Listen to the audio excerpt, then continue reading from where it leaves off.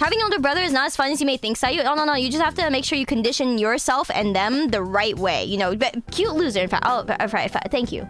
That makes it a little bit better. We've all seen your Twitter. You're hella cute. Thank you. This is your daily reminder that you're incredible, and I think you're the best. Just don't look at my eye bags. Thank you. Oh, look depressed. What you think, to us, you are the cutest and best of. No, that means a lot, though, Saito. I'm honored that anybody actually would think that or says that at all. Like, I'm honestly very, very honored every time anyone says that, or anytime I see any of you guys with like my Oshi mark in your name on Twitter.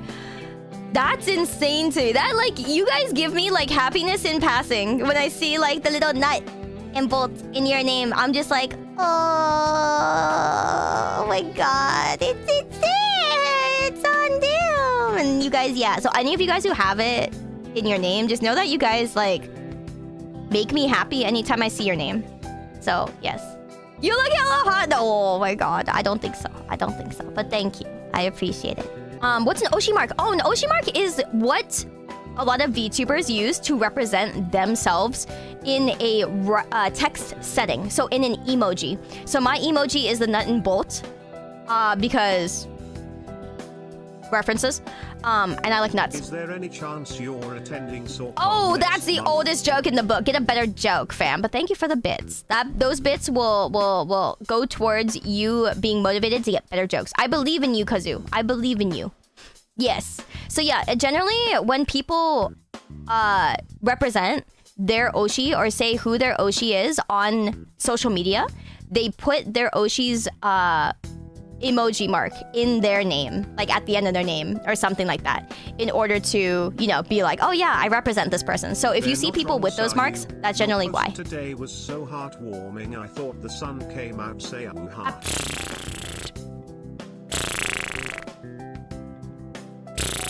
Yeah. We got the gang signs on Twitter. Yeah, exactly. It's pretty much a gang sign. So yeah, guys, if you want to be part of our gang, that's totally not a cult, but it's a gang. Yeah, nice, yeah, that's what you do. You There's put the thing in. Why. You don't use Twitter. That's fair. That's totally fine, honestly. Like, I think Twitter is... So, unfortunately for, like, you know, content creators, we have to exist on Twitter and stuff like that. If I didn't have a choice... If I had a choice, I would not be there. Or I would use something else, but I don't have that choice, unfortunately. Okay, let's see here. But also, depending on how you use Twitter, you will get fine things on Twitter. Like, my timeline normally doesn't have anything negative on it because I don't interact with those things.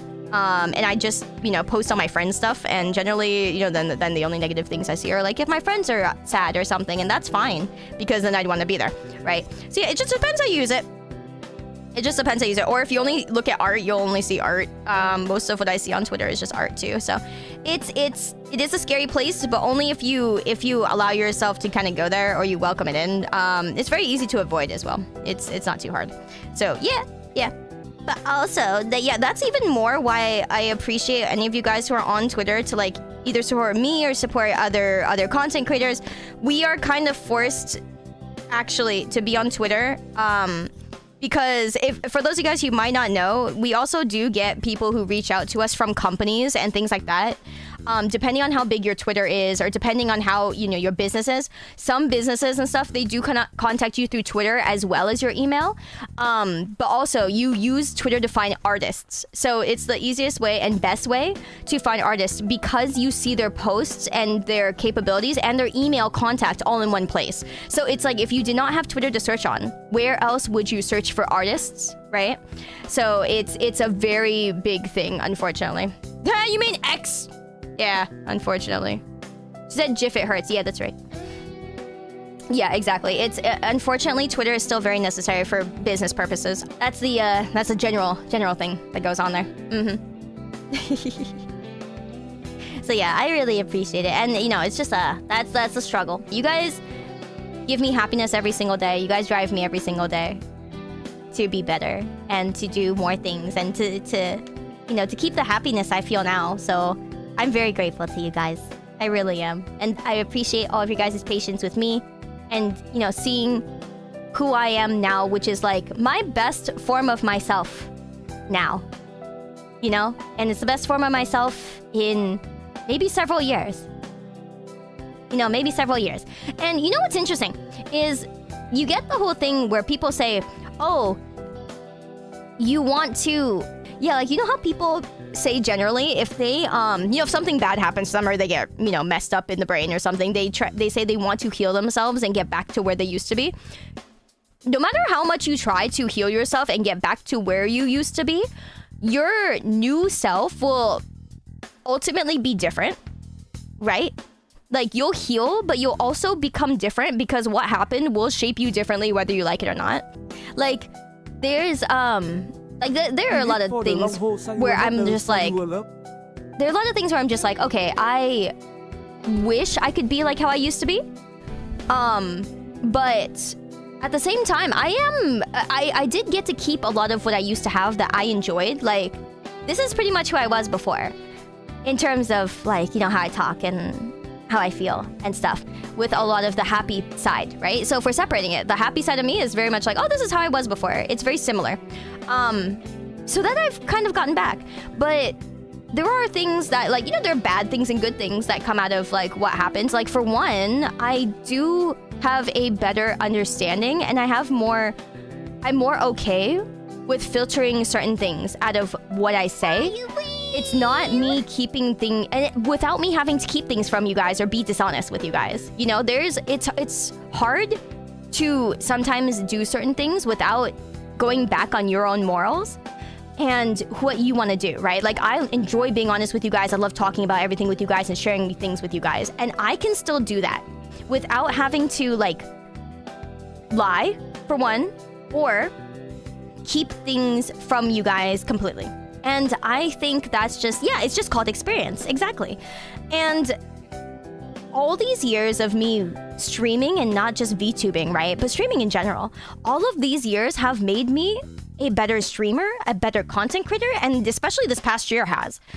And it's like, one way or another, it's gonna happen. But sometimes it's not bad to have that forced, faster way, right? It's not bad to be forced into having to do it faster, basically. So yeah, I'm finally at the point where I can say, oh yeah, I'm okay with that. I can see things a lot better that happened from a third person perspective and be like, oh yeah, I understand this better now. It's not like I see it differently. It's just, oh, I feel more clarity when looking at it.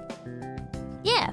So it's definitely like, there were good things that came out of me not healing back to who I used to be exactly, right? Because then I would be somebody who didn't learn lessons also and didn't change for better.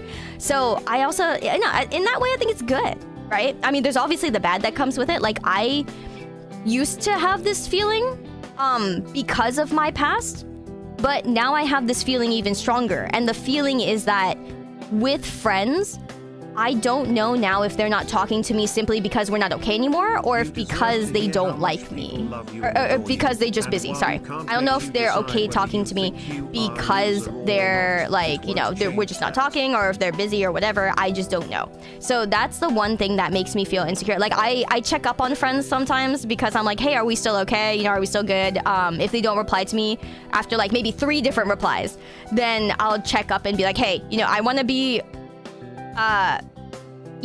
like down to earth and be grounded and say, if there's something I did, I am so sorry. And I would like to apologize for that before anything. Because, and most of the time they just like, oh no, nothing's happened. I've just been busy. I'm like, okay, cool. And then I'm like, I'm sorry I bothered you or made you worry, because I'm the type of person where if I don't talk to somebody for months, I assume our relationship has not changed. I assume that we're still friends the same way. Nothing's, we're not less friends. We're not more friends, anything. I just feel like we're the same. We should be able to pick up right where we were and not have to change and not have to effort for a friendship, right? But because of what's happened, and because that's happened to me in the past, where a friend has told me like, oh, I actually don't think we're close because we don't talk a lot. And I'm like, I didn't know that for like years. And that's just something I only found out after asking. So that's happened to me way before all the stuff last year. It doesn't matter, right? But that's like, when I think about it, it's at one person out of like, however many people I know.